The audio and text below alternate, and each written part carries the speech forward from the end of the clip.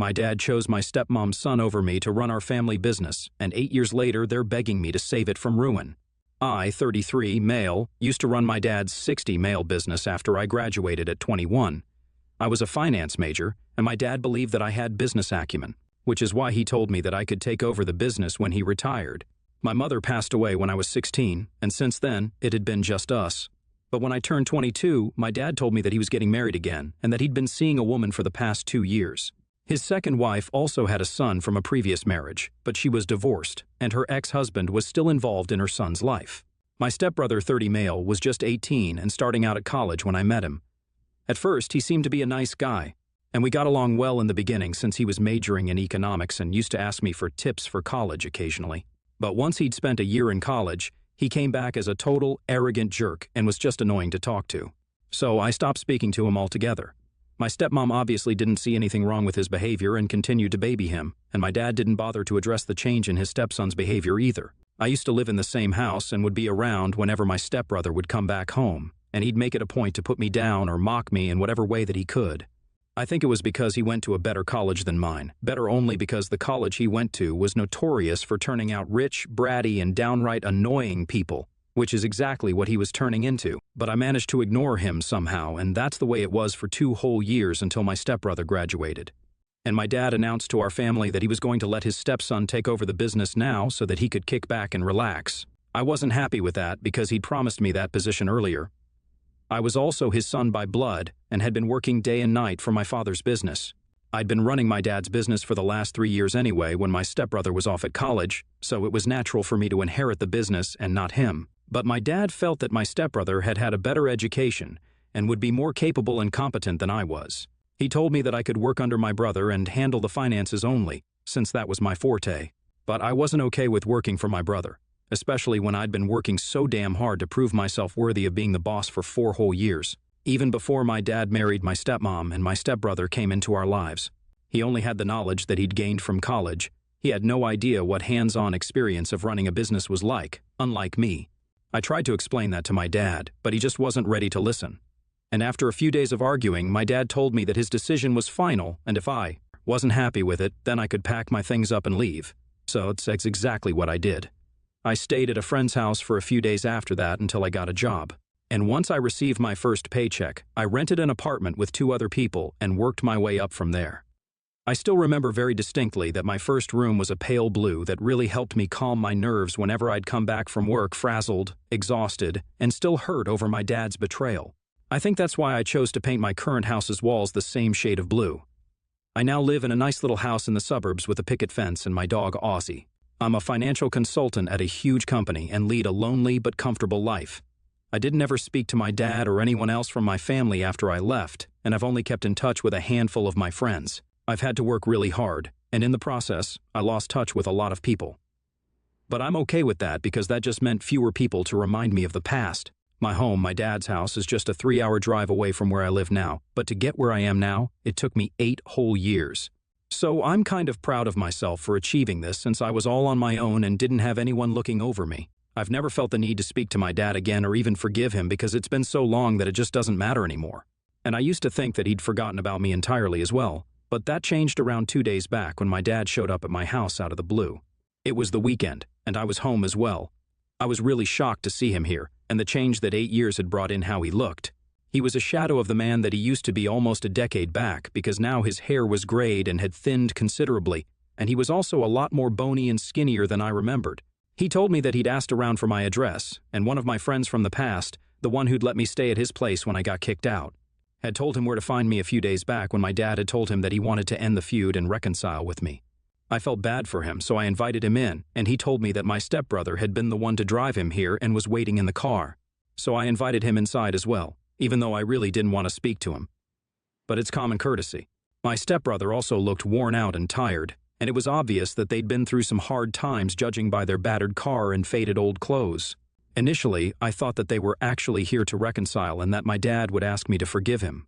But after some small talk, when they came to the point, they blindsided me by saying that they wanted me to rejoin the business, or else they'd go bankrupt and were in desperate need of my help. They wanted me to take over once more and save their failing business, which had been declining for the past couple of years, They'd even had to take out a loan and mortgage my mother's jewelry, which she'd left to my dad, to fund themselves so they wouldn't go out of business. My dad said that they'd both tried their best, but it just wasn't working anymore, and they were really close to going completely bankrupt if I didn't step in to help them.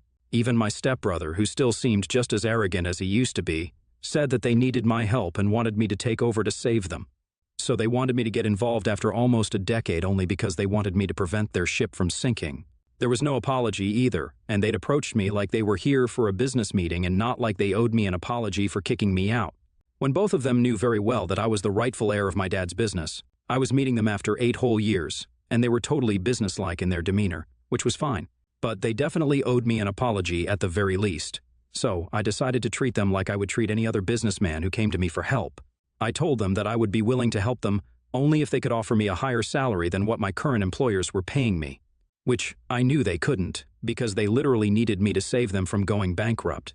There was no way they could pay me anything at all. My dad looked taken aback and stated the obvious, that they couldn't pay me. And neither had they expected me to ask for any money since I was his son, and I owed this to my family. But I told him that I made a decent amount of money where I work now. I led my life the way I wanted to. And it seemed unfair for them to expect that I'd give up the comfort of my current life just to bail them out of trouble when they hadn't been in touch with me. And neither had they cared enough to even check up on how I was doing the last 8 years. So if I hadn't expected them to reach out to me and take care of me in my times of trouble, then neither should they. And I believe that I was being very fair to them. I made it very clear to them that my only condition to come back was that they should pay me twice the amount that I was making right now. I thought that they would argue with me or try to force me to come back, but instead, my father just totally broke down in front of me. And I think this was the first time that I ever really saw him cry. Even at my mother's funeral, he was sad, but he didn't let himself break down the way he did the other day. He's a really stoic man in general and has been the same way for my entire life, so this made me feel like absolute crap. And my stepbrother didn't help the situation either. He told me that they'd expected better from me and had believed I would step up and be a good son, but I'd let them down. They left after that, and my stepbrother told me that they'd still be willing to have me back. But what I said today was not cool, and I owe my dad an apology for being so disrespectful and selfish. My dad didn't say anything else to me after he'd wiped his tears and left without a goodbye. It's been 2 days since then, and I don't know what to do about this situation that I'm in. I wasn't actively trying to humiliate them and insult my dad, but now I don't know. I don't feel too good about what I did, and this is definitely not as satisfying as I'd expected to feel. I just feel so horrible about what I said, to be honest, mostly because my dad started crying, and I think I owe my dad an apology because my intention was to get back at him for what he did. But I think I ended up really hurting his feelings. I need some advice because I have no idea what to feel or what to think right now. Am I the a-hole for demanding that my dad pay me twice the amount that I earn right now if they want me to take over the business again, knowing that he can't afford it? Update 1. Hello, it's been a week since my dad visited me, and after a lot of thought, I decided not to apologize to him or reach out to him again. I read the comments on my post and the messages that people sent me, and most people think that I don't owe him an apology. I feel the same way now, since I thought about it and I realized that I was just being too emotional because my dad had ended up crying. A few days after that, I thought about the 8 years that I'd spent without my dad and the amount of tears I'd cried during that time because I literally felt like I had nobody. My mom was gone, she passed away after a massive heart attack, and my dad preferred his new family, new wife and son over me. A few of my friends did keep me company and boost my morale, but even they had their own struggles and hardships. So it's not like they could provide the same emotional support that my family could have. I'm glad I'm still in touch with some of them, though, because they really did help me to the best of their abilities. But still, I could always feel the void that my parents left. Thinking about all of that really put my dad's tears into perspective and made me realize how unfair it all was. My stepbrother even had the guts to tell me that I needed to step up and help and also apologize after what they'd put me through. None of them had thought to reach out to me and get me to come back even once after I'd left. None of them bothered to find out whether I was even alive or not, until it was them who needed my help, and then they came running to me and expected me to just help them without as much as an apology. Truth be told, I might have even considered helping them out and taking over their failing business had they at least acknowledged their mistake and apologized for it. They just needed to admit that they'd messed up, and then I probably would have offered to help them out myself. They wouldn't even have had to ask. I'm not a very cold person. I like to think of myself as a forgiving human being, but even I can't forgive someone who's not even sorry. And they pissed me off by playing the family card because why was that not something they considered when they were kicking me out of the business and their home? They didn't stop to think that I was a part of this family, and that maybe I deserved to be part of the business that I'd helped run for a couple of years. I'd had more experience than my stepbrother, and no college degree can buy you that, that's for sure. If it hadn't been for my stepbrother's dad, he probably wouldn't even have been able to attend that college, and we would have been on the same boat then. My stepmom's last husband and my stepbrother's biological dad is a relatively rich guy and could afford to send him to a better college than the one I went to. And for my dad to use that against me back then was absolutely unfair. He could have sent me to a better college, but he chose not to because the one I went to would teach me all I needed to learn anyway. And he didn't want to waste money on more tuition when eventually I'd just be taking over the family business. He was the one who made the decision for me and then used it against me when it was convenient for him, which is what hurt me the most. So no, I don't believe that I owe him an apology anymore. And if they contact me again, then I'll tell them once and for all that I'm not interested in coming back. I've built a life for myself far away from them now, and that's the one I'm going to choose. Update 2. My stepbrother texted me today to ask if I had given any thought to their offer, and I told him that I wasn't coming back. So thanks, but no thanks. I'd already blocked them all a few years after I'd left, but I hadn't changed my number since then, so they knew how to find me if they wanted to. My stepbrother had probably changed his number, which is how he'd been able to text me. He wasn't happy with my response and decided to call me up several times, but because I was at work, I wasn't able to respond. This happened in the morning, and once I was done with work, I decided to block his new number as well on my way back home. But that turned out to be kind of pointless because once I got back home, I noticed my dad's car parked right outside my house. I was really annoyed to see that, and when I was about to do it, I heard my stepbrother call out to me. But I pretended not to hear and went inside as fast as I could, and then slammed the door shut. I was in no mood to deal with him after work, so even when I heard him knocking on the door and demanding that I let him in, I said that I wasn't interested in talking to him, and that he needed to leave right away if he didn't want me calling the police to escort him out. And then it was the usual. He started accusing me of being selfish and said that I was being cruel on purpose just because Dad had chosen to let him take over almost a decade back. And now I was bitter and vengeful, which is why I was refusing to help them. I didn't even try to justify myself and agreed, then asked him to leave again or else I really would report him. And that's when he finally left after letting out a string of expletives against me, as if that would make me feel bad. I'm thinking about tightening the security around this place because it's not that bad for them to mess with me. But I absolutely can't let them mess with Ozzy. Update 3.